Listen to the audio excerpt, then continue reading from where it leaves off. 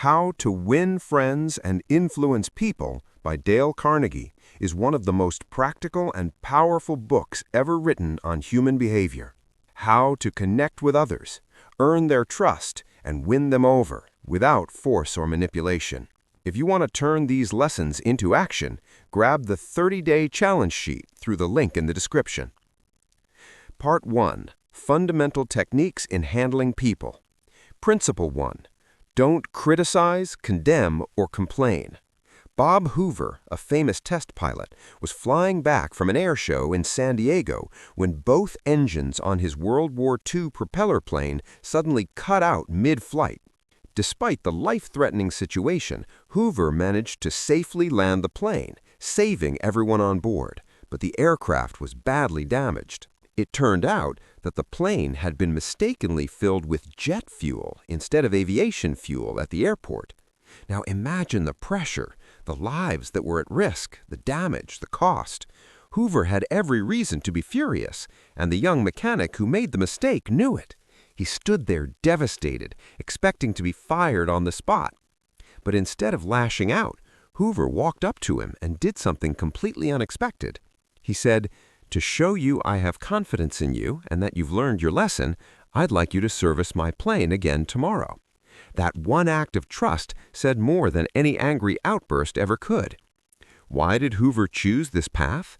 Because he understood something essential about human nature. People don't respond well to criticism. In fact, psychologist B.F. Skinner proved long ago that animals and people learn better through rewards than punishment. Praise leads to growth. Criticism leads to defensiveness and resentment. That's the key. When you criticize someone, you're not triggering logic. You're triggering ego, pride, emotion. And when people feel attacked, they don't change. They just dig in and justify their actions. So instead of trying to correct someone by pointing out how wrong they are, try building them up. Show trust, show belief, show understanding. Dale Carnegie puts it like this: any fool can criticize, condemn, and complain, and most fools do, but it takes character and self-control to be understanding and forgiving. Principle 2. Give honest and sincere appreciation. Dale Carnegie shares a story about a manager named George Johnson who had an underperforming employee, Tom. Now, Johnson could have gone the usual route, criticized him, pointed out everything he was doing wrong, but instead, he called Tom into his office and said, "Tom, I've noticed your keen eye for detail and strong analytical mind. These qualities are incredibly valuable to our team. With just a little more focus, I truly believe you could become one of our top performers." Tom was surprised and felt a surge of pride. That one moment of sincere appreciation flipped a switch. Over the next few weeks, Tom's performance soared. He didn't just improve, he became one of the most productive people on the team. Here's the lesson. If you want someone to take action, don't pressure them, inspire them. Sure, you can force people to do things. You can pull rank, guilt-trip them, or threaten them with consequences, but that creates resentment, resistance, and over time, it erodes trust. There's only one reliable way to get someone to do something. Give them what they want. But what do people actually want? Long before Maslow's hierarchy of needs, Dale Carnegie already laid out the basics. Most of these needs are met on a regular basis, but one need stands above the rest: the desire to feel important. Freud called it the desire to be recognized. William James, one of the founders of modern psychology, said it's the deepest principle in human nature. This isn't just about ego, it's about meaning, a need to know that we matter, we're valued, and that our efforts are seen. So how do we give someone that feeling? The answer is simple: through honest and sincere appreciation, not flattery. Flattery is cheap, it's obvious, and often manipulative. It comes from the lips. Appreciation, on the other hand, comes from the heart. It's not about buttering people up. It's about seeing them.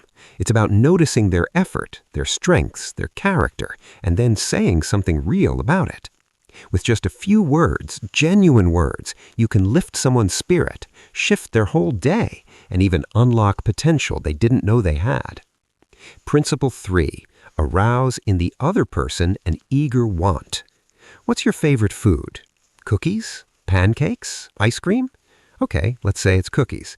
Now imagine you're going fishing. Would you bait the hook with a cookie? Of course not. That's what you like, and fish prefer worms. Sounds obvious, right? Yet when it comes to dealing with people, we forget this simple truth all the time. We talk about what we like. We talk about our goals, our plans, our needs. But if you want to influence someone, that's the wrong bait.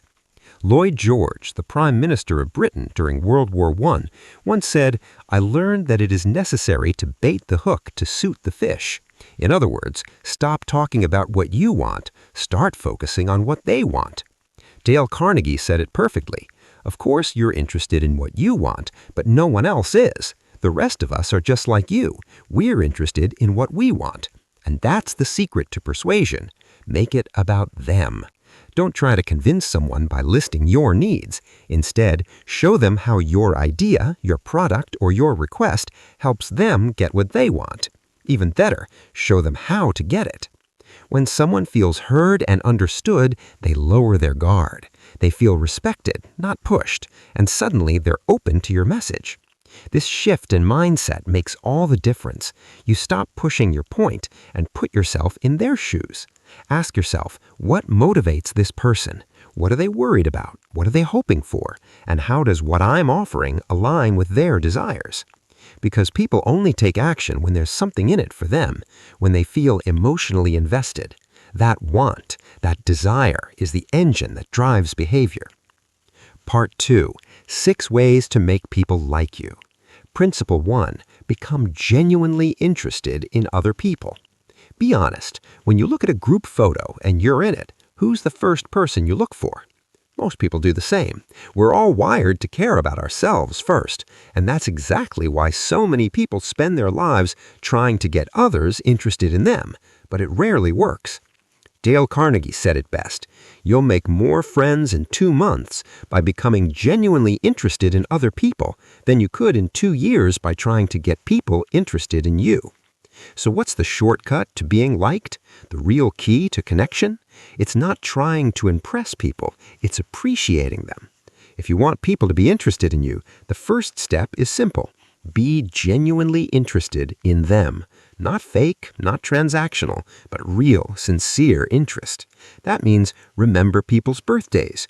Greet them with warmth, whether it's in person, over the phone, or online. Ask questions and actually listen to the answers. Look for the good in them and say it out loud when you see it. And one of the best examples of this principle in action, Howard Thurston, the magician who packed theaters during his time and became one of the greatest performers in history. Sure, he had talent, but what really set him apart was that he loved his audience. Before every show, Thurston would remind himself, "I am grateful to all these people for coming to see me. They allow me to earn a very pleasant living. I'm going to give them my best." He didn't just perform tricks, he made each person feel like they mattered. And that, more than the magic, is what made him magnetic. Because when you're genuinely interested in people, you make them feel seen. And people never forget how you made them feel. As Maya Angelou said, "I've learned that people will forget what you said. People will forget what you did, but people will never forget how you made them feel." Principle 2. Smile. Smiling sounds so simple, right? But don't underestimate it. It's one of the most powerful tools we have for winning people over. Let me tell you a story from the book. There was a New York stockbroker named William Steinhardt. He had a bit of a reputation, serious, stern, and kind of grouchy. But after reading Carnegie's advice, he decided to run an experiment. Just smile more. He started small. He gave himself a pep talk in the mirror one morning, then smiled at his wife, smiled at the doorman, smiled at the cashier and his coworkers in the office. And then something surprising happened. People started smiling back. He noticed that his relationships, both at home and at work, got better almost instantly. He said that in just 2 months, he experienced more happiness in his life than the entire year before. And at work, clients were more cooperative, problems were easier to handle, and yes, even his revenue increased. He wasn't just happier, he was more successful too. So why does something as small as a smile make such a big difference? because actions speak louder than words, and a smile says a lot without saying anything at all. It says, "I like you. I'm happy to see you. You matter." To me. Now, to be clear, I'm not talking about fake forced smiles. People can spot those a mile away. I'm talking about real ones, warm, genuine, spontaneous smiles. The kind of smile that light up your face and make people feel at ease. Think about it. When someone smiles at you, really smiles, it's almost impossible not to smile back. Even if you're having a rough day, that one simple act can lift your mood, even for a second. Principle 3. Remember that a person's name is to that person the sweetest and most important sound in any language. We've all forgotten someone's name just minutes after being introduced, and usually it's not because we have a bad memory. It's because we didn't actually make the effort to remember it. But here's why that matters. A person's name is more than just a label. It's tied to their identity. It's the word that represents them. That's why when someone remembers our name, it feels personal. It feels good. And when they forget it, mispronounce it, or misspell it, it stings, and it can quietly damage the relationship. Dale Carnegie put it perfectly. The average person is more interested in their own name than in all the other names on earth put together. Remembering someone's name is like giving them a subtle yet powerful compliment. It says, "You matter. I see you. You're important enough for me to remember." One person who mastered this was James Farley, a politician who became one of the most influential figures in U.S. politics. He wasn't born into power. He grew up poor, started working young, and lost his father at just 10 years old. But he had a secret weapon. He could remember over 50,000 names and personal details about each one. He made a point of learning not just the name, but the spelling too. Even years later, he could greet someone like no time had passed. That's how he built strong connections and lasting influence. Farley was also the campaign manager for Franklin D. Roosevelt, and his ability to remember names played a huge role in winning support and loyalty. So how do you do it? It has nothing to do with a photographic memory. All it takes is making the effort. When you meet someone new, repeat their name out loud. Spell it back if you're unsure. Use it naturally in the conversation. Write it down later if you need to. And next time, instead of just saying, "Nice to meet you," say, "Nice to meet you, Benoit." Not only will it help you remember it, it'll make them feel noticed and appreciated. Even small tweaks can make a big difference. Instead of just, "How's it going?" try, "How's it going today, Sonny?" It's still casual, but it adds that little personal touch that deepens connection. Principle 4. Be a good listener. Encourage others to talk about themselves. At a dinner party, Dale Carnegie once met a botanist whom he found to be absolutely fascinating. Now, Carnegie barely said a word. He just listened with genuine curiosity as the man spoke about exotic plants and indoor gardens. By the end of the night, the botanist told the host, "Dale is a fascinating conversationalist."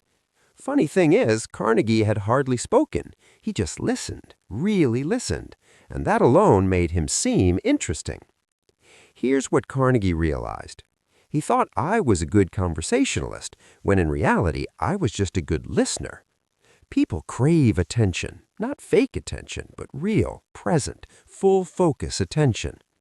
If you want someone to like you, to trust you, or to feel good around you, let them talk about themselves and actually care about what they're saying. Even the most difficult person can be softened with a patient and sincere listener. Imagine a customer storming into a store, frustrated and ready to complain. If the clerk brushes them off or interrupts them, things get worse. But if the clerk simply listens, not defensively, not passively, but genuinely, that customer will often calm down on their own. Because what most people want isn't just a solution. They want to feel heard. They want to feel like they matter. The truth is, most people don't listen with the intent to understand. They listen with the intent to reply. But if you want to stand out, do the opposite. Ask thoughtful questions. Be curious about the other person's life, work, struggles, and dreams. Talk about what they're interested in, not what you want to say. Carnegie said it best: to be interesting, be interested. When you listen with real curiosity, people open up. And when they walk away, they might not remember exactly what you said, but they'll remember you as someone who made them feel seen, someone incredible. Principle 5. Talk in terms of the other person's interests. People love to talk about the things they love, so if you want to connect with someone, talk about their interests, not yours. Theodore Roosevelt once said, "The royal road to a person's heart is to talk about the things he or she treasures most." If you manage to discover what interests someone, what truly excites them, all you have to do is relax and listen with genuine interest. Carnegie shares the story of Edward Shalef, a man with a bold request. He wanted the president of a major corporation to pay for his son's Boy Scout trip. Now that's a big ask, but Shalef was smart. Before the meeting, he did his homework. He found out the executive once wrote a $1 million check, then had it framed after canceling it. So when they finally met, Shalef didn't jump into his request. "I've heard about that framed $1 million check of yours. I'd love to see it." The executive lit up. He talked about it for ages, proudly telling the story. Only after all that he realized he hadn't even asked why Shalef had come to see him. When Shalef finally mentioned the trip, not only the man agreed to fund it, but he offered to pay for several other boys as well. As Shalef said, "If I hadn't found out what he was interested in and got him warmed up first, I wouldn't have found him 1/10 as easy to approach." So here's the takeaway. If you want someone's attention, start with what gets their attention. Find what excites them, what matters to them, and begin there. Principle 6. Make the other person feel important and do it sincerely. There's one simple rule that can transform your relationships with friends, coworkers, clients, even strangers. If you follow it, you'll win friendship and happiness. Ignore it, and you'll constantly run into resistance. The rule is this: make the other person feel important and do it sincerely. Think about it. You want to feel valued, to be seen, to be acknowledged, not with fake flattery, but with genuine recognition. And when someone notices your effort, your strengths, your progress, it feels good. It energizes you. It builds trust. And that's exactly what others want too. Dale Carnegie puts it simply: if you want to win someone over, if you want real friendship, you need to master the habit of sincere encouragement. But here's the problem. Most people don't make the effort. We're so focused on our own day, our own stress, our own goals, and we forget the easiest way to brighten someone's day is simply by making them feel seen. Look around. The bored cashier, the tired delivery driver, the waiter with a forced smile. They all have something you can admire, even if it's small. Maybe it's how they stay calm under pressure, or the way they keep showing up, or how they stay kind to difficult people. Find that thing and point it out, not because you want something in return, but because people are starving for genuine appreciation, and almost no one gives it. As Carnegie once said, if we're so selfish that we can't radiate a little happiness without trying to get something in return, then we deserve the emptiness that follows. Part 3. How to win people to your way of thinking. Principle 1. The only way to get the best of an argument is to avoid it. When Dale Carnegie was younger, he loved arguing. He studied logic and debate in college, jumped into every heated discussion he could find, even taught a class on it. At one point, he planned to write an entire book on the art of argument. But after years of watching and participating in debates, he realized something important. The best way to win an argument is to avoid it altogether. Why? Because no one actually wins an argument. If you lose, well, you lose. But even if you win, chances are you bruised their ego, made them feel small or embarrassed. And here's the thing. When people feel attacked, they don't change their mind. They dig in deeper. 9 times out of 10, everyone walks away from a debate more convinced than ever before that they were right. As the old saying goes, a man convinced against his will is of the same opinion still. So ask yourself, do you want to be right or do you want to be effective? You can either win the debate or you can win the person, but you rarely get both. Even when you're 100% right, trying to force someone to agree with you usually backfires. Instead of persuading them, they trigger their defenses. They don't open up, they shut down. Either way, the real trap. Connection is lost. So, what should you do when a disagreement starts brewing? Welcome to disagreement. If someone sees something differently, that might actually be a gift. They could be pointing out a blind spot or helping you avoid a mistake. Distrust your first reaction. Our natural reaction to a disagreeable situation is to get defensive. Keep calm and open. Control our temper. Anger only escalates things. Nothing productive comes from a short fuse. Listen first. Let the other person speak fully without interrupting. Really listen. Don't just wait for your turn to talk. Look for areas of agreement. Start by finding areas where you agree. Even small ones can build connection. Admit your mistakes. Be honest. If you're even partly wrong, say so. It builds trust and lowers defenses. Promise to think it over. Don't fake it. Mean it. Tell them you'll consider their perspective and thank them for sharing it. That kind of respect can go a long way. Postpone any decisions. Give both sides time to cool off and reflect. Sometimes clarity comes with a little space. Principle 2. Show respect for the other person's opinions. Never say you're wrong. Even the Roosevelt once admitted that after a lifetime of experience, he was rarely more than 75% sure he was right. If someone that smart and seasoned had doubts, shouldn't we be just as humble? The truth is, no one's right all the time. But when we act like we are and tell others they're wrong, we don't change minds, we trigger defenses. Because saying you're wrong doesn't just challenge someone's idea, it challenges them, their intelligence, their judgment, their pride. And when people feel attacked, they stop listening. They don't reflect, they don't change, they fight back.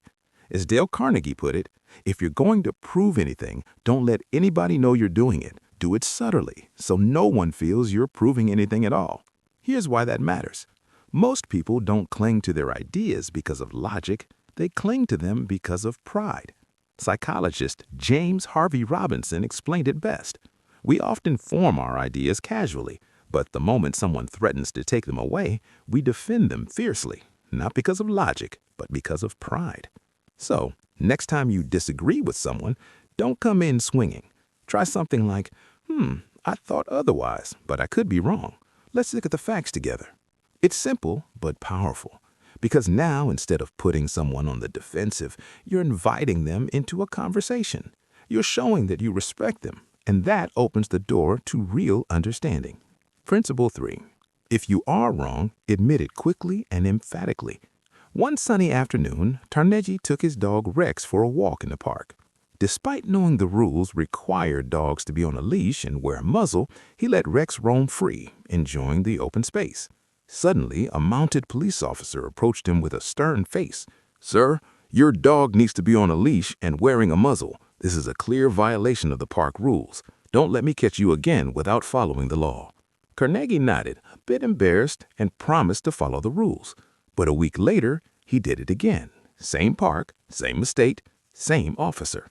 Most people would freeze up or try to come up with an excuse, but Carnegie did the exact opposite. He rushed over to the officer and said, "Officer, you caught me red-handed. I have no excuse. You warned me and I ignored you. I deserve whatever fine you give me." And you know what happened? The officer softened. Instead of giving a fine, he told Carnegie he was overreacting and simply suggested walking the dog on the other side of the hill out of sight.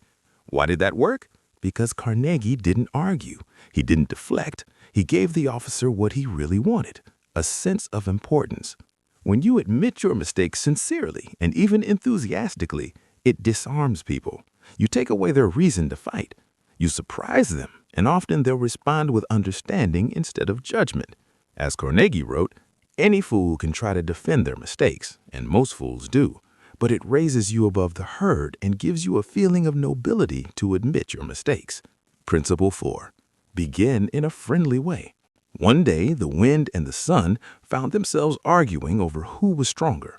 The wind, confident, said, "I'll prove my strength. See that old man down there? I bet I can make him take off his coat faster than you ever could." The son agreed and hid behind a cloud. The wind began to blow hard, but the harder it blew, the tighter the man held his coat around him. Finally, exhausted and out of breath, the wind gave up. Then the sun came out from behind the cloud. Its golden rays gently warmed the man's face. Soon, he wiped his forehead, smiled, and took off his coat. The sun turned to the wind and said, "You see, my friend, gentleness and kindness are always stronger than force and fury. It is through warmth and understanding that we win the hearts of others." This ancient fable from Aesop, the Greek storyteller of the 7th century BCE, perfectly captures a truth that still holds today. Kindness wins where force fails. When someone makes a mistake or when you disagree, your first instinct might be to confront them, to push back, to tell them off. But think about it. Has anyone ever responded well to being scolded or criticized? If you approach someone with your fist up, metaphorically or not, they'll raise theirs just as fast. It's human nature to defend ourselves. But if you start calm, open, friendly, if you say, "Hey, I know we see this differently. Why don't we talk it through and see where we stand?" You create space for connection. People can't be forced into agreement, but they can be led there. Principle 5. Get the other person saying yes, yes immediately. Joseph Allison sold life insurance for a living. One day he met a potential client who clearly wasn't interested. Now, he could have jumped straight into a pitch, showing numbers, facts, benefits, but instead he simply asked, "You want to make sure your family's taken care of no matter what happens to you, right?" The man nodded. "Yes. And life insurance is one of the most reliable ways to do that. Wouldn't you agree?" Another yes. That was the turning point. Allison kept building on these small agreements, and as the conversation progressed, the client's resistance faded. By the end, not only did he buy the policy, he thanked Allison for how respectful and thoughtful the conversation had been. Why did this work? Because when you get someone saying yes, you're not just getting verbal agreement, you're creating psychological momentum. You're aligning with them. You're both walking in the same direction. Now, the mistake most people make is starting with disagreement, trying to prove a point or show where the other person is wrong. But as soon as someone says no, they feel the need to justify it. Their ego kicks in, and now they're not listening to you, they're preparing to defend themselves. So when you need to influence someone, whether you're making a sale, negotiating, or just having a difficult conversation, don't lead with your strongest argument. Lead with something they already believe. Start where you agree. Those early yeses lay the foundation. Once someone starts agreeing with you, they're far more likely to keep agreeing because now they feel like you're on the same team. Principle 6. Let the other person do a great deal of the talking. Imagine this. A frustrated mom had told her son 100 times to do his chores. She yelled, lectured, pleaded. Nothing worked. Then one day she stopped. Instead of repeating the same script, she asked softly, "Why?" That simple question opened the floodgates. Her son, finally feeling heard, admitted he felt his mom never listened, that he was always being interrupted or hit with more commands. The mom realized something important. She had been doing all the talking and none of the listening. From that moment on, she let her son speak freely. And just like that, the relationship began to change. It's a simple truth. People don't want to be lectured. They want to be heard. And if you want someone to listen to your ideas, you need to listen to theirs first. When you let others do the talking, you give them a sense of importance. You make them feel valued, and that makes them want to listen to you in return. Too often, especially when you disagree with someone, the instinct is to cut in, to correct them or prove your point.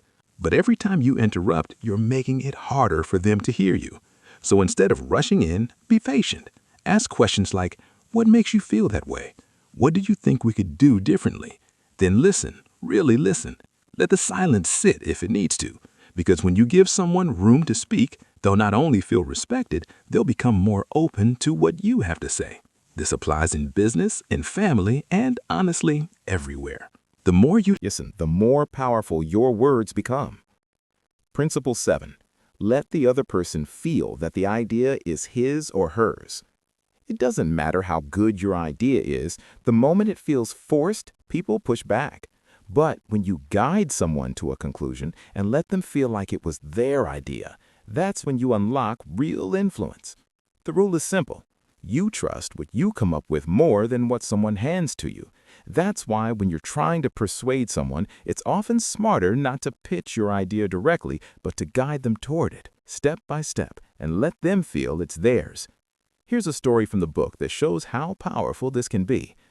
A man named Mr. Wesson had been trying and failing to sell design sketches to one of New York's top stylists. Pitch after pitch, all rejected. So one day he flipped the script.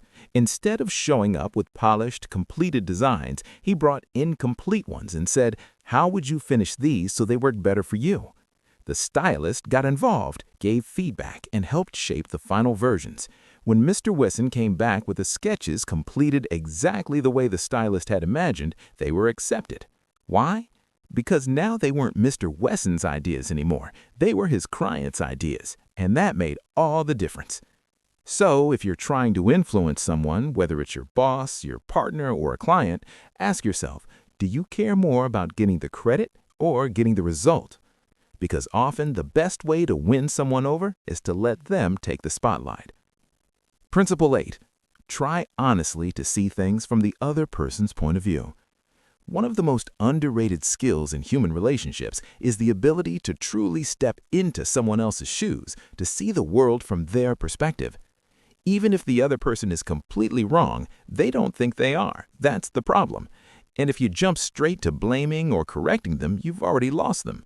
Instead of saying, "You're wrong," pause and ask yourself, how would I feel if I were in their situation? Ask why they might see the world that way. There's always a reason. And when you find that reason, you unlock their behavior and maybe even a way forward. Take this simple example.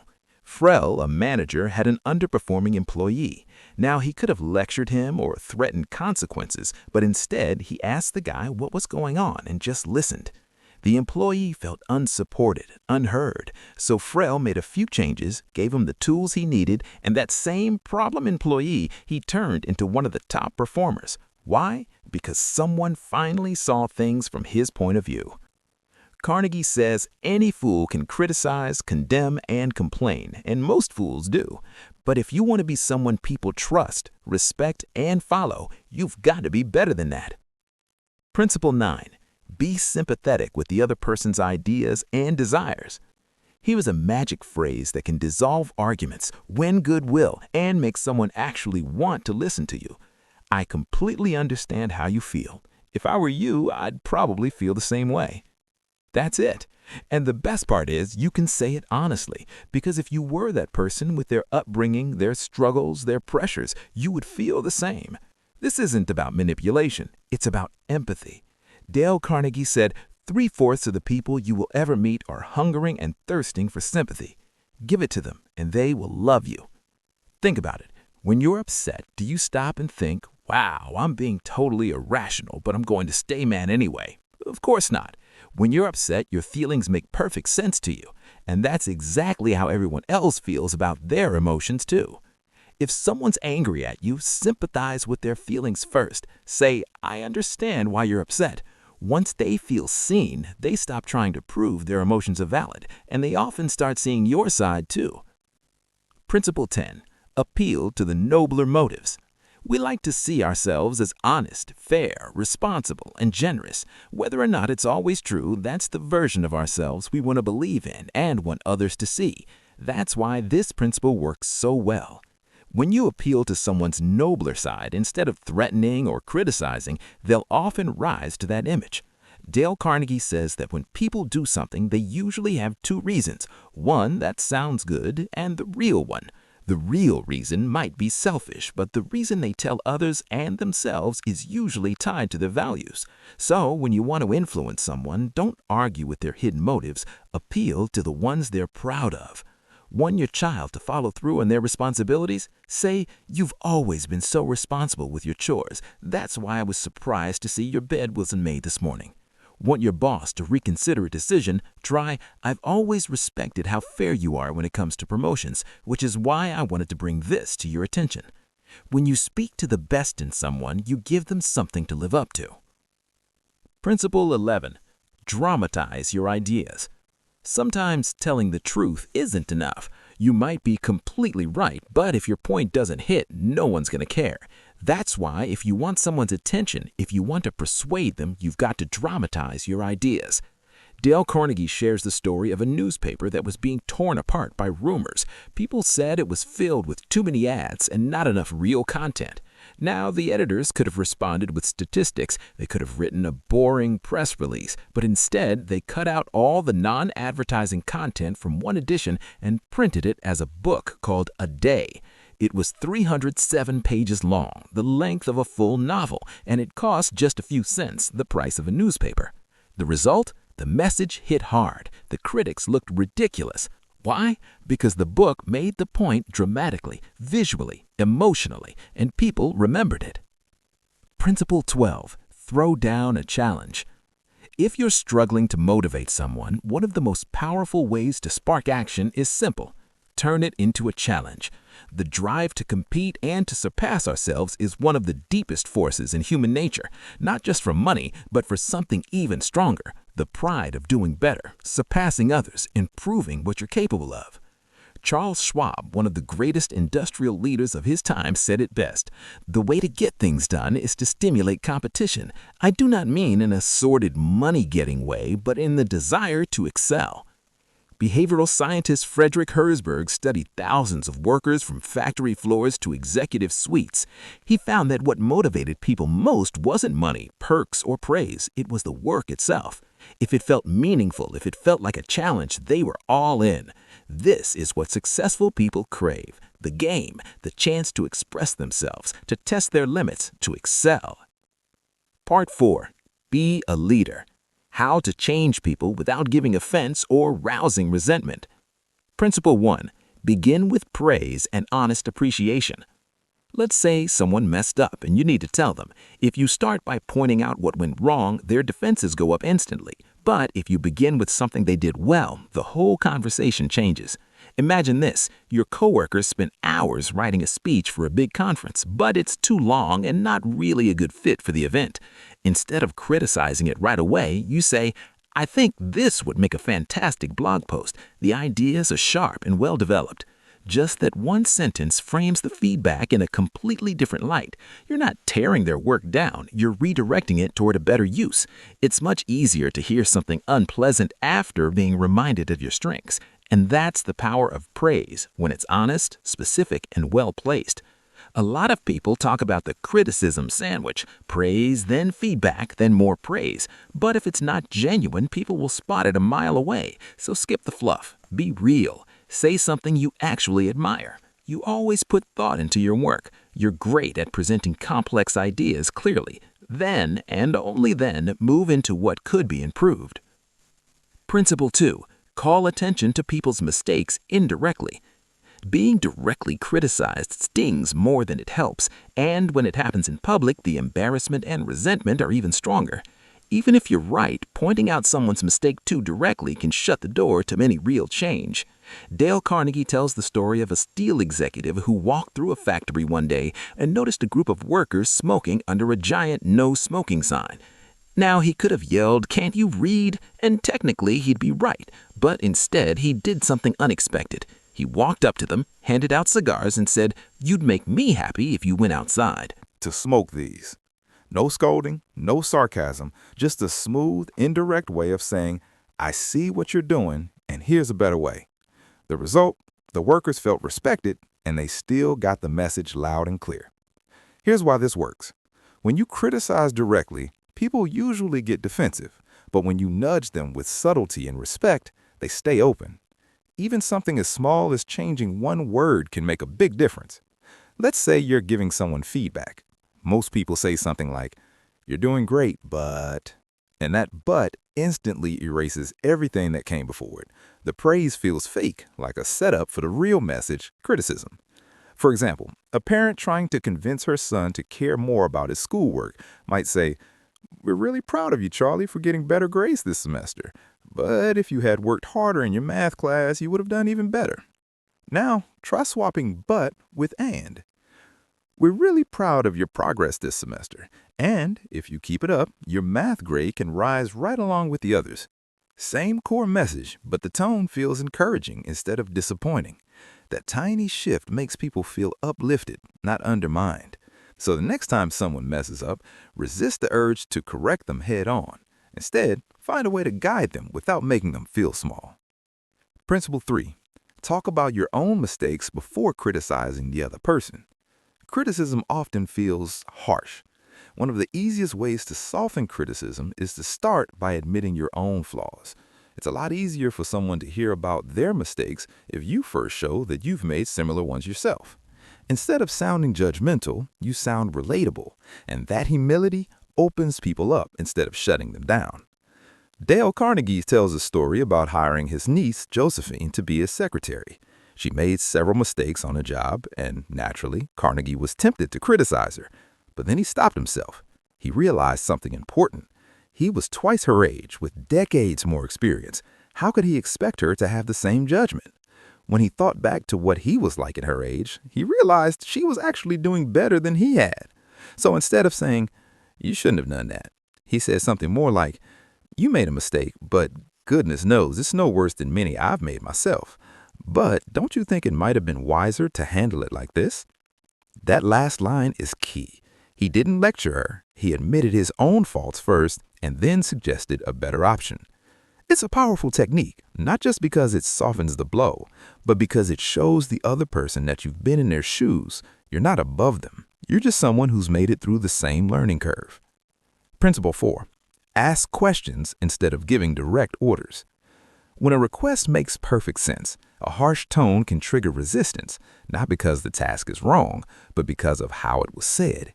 It wounds a person's pride, and that feeling can linger long after the mistake is forgotten. But you can avoid all of that friction with one simple switch. Ask questions instead of giving orders. Instead of saying, "Fix this," try, "Do you think we can improve this part?" Or, "How would you handle this?" Or even, "Could you take a look at this and see what you think?" When you ask questions, something shifts. You're no longer handing down instructions from above. You're inviting the other person to think, to contribute, and to take ownership of the solution. Dale Carnegie put it like this: people are more likely to accept an order if they have had a part in the decision that caused the order to be issued. Why? Because people want to feel important. They want to feel like their input matters. And when they do, they're much more motivated to follow through. Asking questions has 3 major benefits. It helps the person come to their own conclusions instead of just doing what they're told. They feel like the idea is their own, which makes them far more likely to act on it. It gives them a sense of control. They're not blindly following someone else's plan. They're making decisions for themselves. It sparks creativity. When someone feels involved and safe to share, better ideas tend to come out. You might even discover a smarter or more efficient way to do things just by asking. So next time you need to correct someone, whether it's an employee, a student, a friend, or your own kid, resist the urge to command. Pause. Ask a question instead. Principle 5. Let the other person save face. Gwandason Zupari once said, "I do not have the right to say or do anything that diminishes a man in his own eyes. What matters is not what I think of him, but what he thinks of himself. To wound a man in his dignity is a crime." And he's right. When someone makes a mistake, even if they're clearly in the wrong, humiliating them only crushes their ego. You might win the argument, but you lose the person. Dale Carnegie shares a story that illustrates this perfectly. There was an accountant whose business was heavily seasonal. After the busy tax period, he had to let many employees go. At first, he would say things like, "You knew this was just a temporary job for the tax season." But of course, that didn't make anyone feel better. It just made things worse. Eventually, he changed this approach. Instead of starting with the bad news, he would begin by sincerely telling each employee how much their work meant to the company and what specific qualities he appreciated in them. He made them feel seen and valued. The outcome didn't change, but how they felt about it did. They walked away with their pride intact, and that made all the difference. Remember, people will forget what you said, but they won't forget how you made them feel, especially when it comes to their dignity. So, the next time you need to give someone difficult feedback, ask yourself, if I were in their position, how would I want to hear this? Avoid calling them out in front of others. Avoid anything that can embarrass them.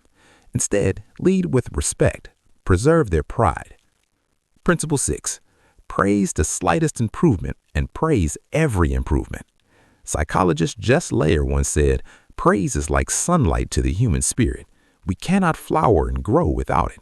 Yet most of us are quicker to blow the cold wind of criticism than to warm someone's heart with a compliment. And it's true, isn't it? Most people are starving for recognition, not fake praise, but sincere, specific encouragement.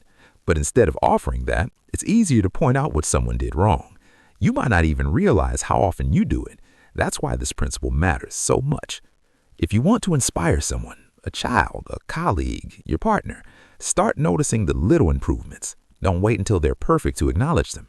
Recognize effort, celebrate progress. Even a small step forward is a step worth praising. Now, think back for a second. Can you remember a time when someone praised you, just a few genuine words, and it gave you a push you didn't know you needed? That kind of encouragement sticks with you. Sometimes it changes your whole trajectory. That's the power you have. You can help someone see their own potential simply by pointing out their strengths. But don't just say good job. Be specific. Say something like, "I noticed how patient you were in that situation. That really stood out." Specific praise shows you're not just being polite, you're paying attention. Principle 7. Give the other person a fine reputation to live up to. Dale Carnegie once said, "If you want to improve a person in a certain aspect, act as though that particular trait were already one of his or her outstanding characteristics." It sounds simple, but it works because people naturally want to live up to the way others see them, especially when they're seen in a positive light. Let me explain. Instead of focusing on what someone lacks, highlight their strengths, or better yet, speak to them as if they already have the quality you want them to grow into. For example, if your friend has a habit of gossiping, don't call them out. Instead, you might say in front of others, "I always admired how you can keep things private. You're one of the few people I know I can trust with anything."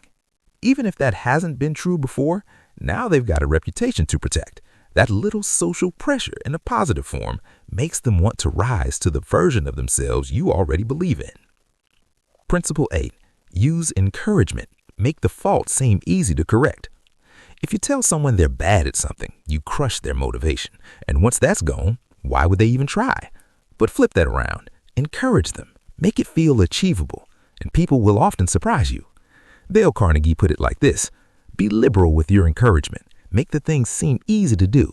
Let the other person know that you have faith in his ability to do it, that he has an undeveloped flair for it, and he will practice until the dawn comes in the window to excel." Let me give you an example from the book. There was a boy struggling with algebra. He hated it, felt hopeless, but instead of lecturing him, his father encouraged him, turning it into a game with flashcards. Their goal: solve them in under 8 minutes. The first night, it took 52 minutes. Most parents would have said, "See, you're just not good at this." But instead, the father celebrated every little improvement. 48 minutes, 45, 41. Each small win was a reason to cheer. And over time, the boy hit the 8-minute mark, something he never thought possible.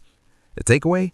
When someone is struggling, don't focus on the gap between where they are and where they need to be. Focus on the progress. Celebrate small wins. Make improvement feel doable.